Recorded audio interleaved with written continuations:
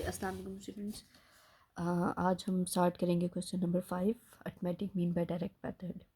अब आपने question number 3 जो किया उसमें भी आपने अर्थमेटिक मीन यूज़ किया है डायरेक्ट मेथड का। फ़र्क क्या था, वो आपके पास फार्मूला था अनग्रुप डाटा का, ये आपके पास फार्मूला है ग्रुप डाटा का। अब हमें कैसे पता लगेगा कि वो अनग्रुप्ड है ये ग्रुप्ड है, तो वो हमें पता लगेगा फ्रीक्वेंसी से। ठीक है, ग्रुप और अनग्रुप में जो फ़र्क होता है वो फ्रीक्वेंसी का होता है। अगर तो आपको क्वेश्चन में फ्रीक्वेंसी गिवन हो तो फार्मूला आपने जो यूज़ करना है वो होगा ग्रुप डाटा का। ठीक है, तो सबसे पहले हम फार्मूला लिख लेते हैं। तो आपके पास फार्मूला है एक्स बार समेशन एफ एक्स, और नीचे आपने एन की जगह लिखना है समेशन एफ। ठीक है, इस बात का ख्याल रखना है। ग्रुप डाटा के फार्मूलाज में ना देखिए, ये मैं रफली कर रही हूँ, ये रफ फ़र्क है, इसको आप नीट ना समझिएगा। आपने जो पहले फार्मूला यूज़ किया था डायरेक्ट मेथड का, समेशन एक्स ओवर एन, ये फार्मूला यूज़ किया था। अब जब ग्रुप डाटा होगा तो आपने इस एक्स के साथ एफ़, और ग्रुप डाटा में कभी भी एन नहीं होता। जब भी एन यूज़ होता है उसकी जगह हम क्या लगा देते हैं, समेशन एफ़। और एफ़ से मुराद आपको पता है, एफ़ आपकी क्या होती है, फ्रीक्वेंसी। ठीक है, अब हम इसका डाटा लिखते हैं टेबल में। ठीक है, टेबल हमने बनाया हुआ है। अब डाटा है, सबसे पहले हमें क्या दिया हुआ है, classes and groups. Classes and groups.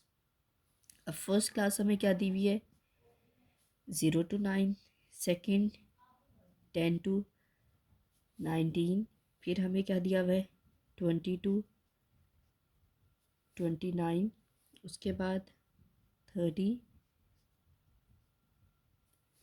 39, 40, 49। ठीक है, उसके बाद 50, 59, 60, 69। ठीक है, उसके बाद हमें क्या दी हुई है, फ्रीक्वेंसी।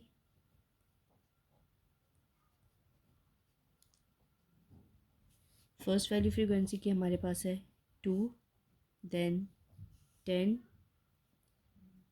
5, 9, 6, 7, 1।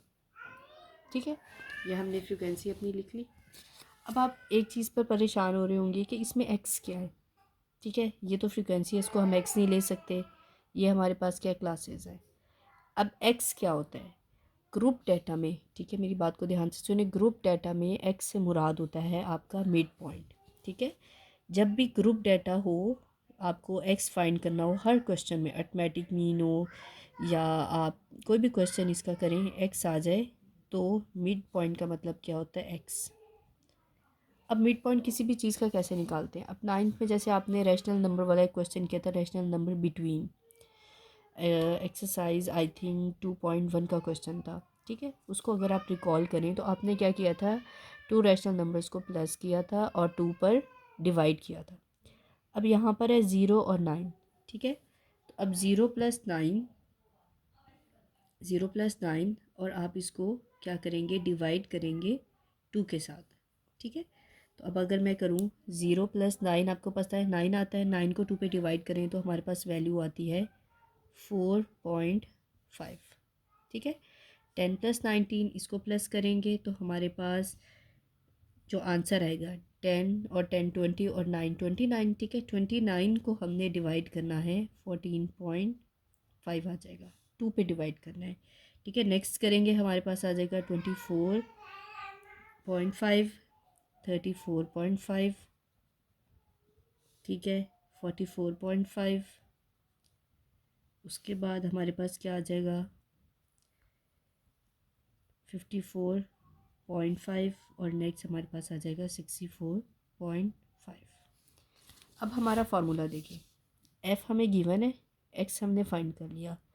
अब उसने सम किसका पूछा है, summation, sum of F x के दरमियान में कोई साइन नहीं है, इसका मतलब है एफ़ और एक्स आपस में क्या हो रहे हैं, मल्टीप्लाई। तो हम जो ये वाला लास्ट कॉलम हमारा बनेगा वो क्या बनेगा, एफ एक्स का। ठीक है, यानी हम एफ़ और एक्स दोनों को आपस में क्या कर दे जाएंगे, मल्टीप्लाई। तो 2 × 4.5 हमारे पास 9 आता है। ठीक है, नेक्स्ट हमारे पास क्या आ जाएगा 145, 5 मल्टीप्लाइज बाई 24.5 हमारे पास आ जाएगा 122.5। नेक्स्ट 310.5, 267, 381.5 और 64.5। ठीक है, अब सारा डाटा हमने निकाल लिया, एफ एक्स निकाल लिया, एफ हमें गिवन है, लेकिन हमने इस साइन को इग्नोर नहीं करना। ठीक है, उसने कहा है sum of F X. Sum of F X का मतलब क्या है, हम एफ एक्स की तमाम वैल्यूज़ को प्लस करेंगे और यहाँ पे हमारे पास लास्ट में हम क्या निकालेंगे, समेशन एफ एक्स।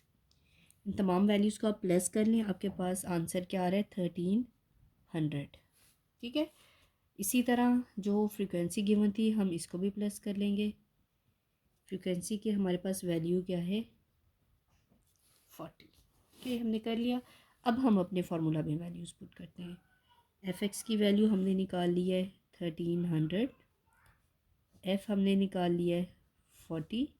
हम इन दोनों को डिवाइड करेंगे, हमारे पास वैल्यू आ गई 32.5।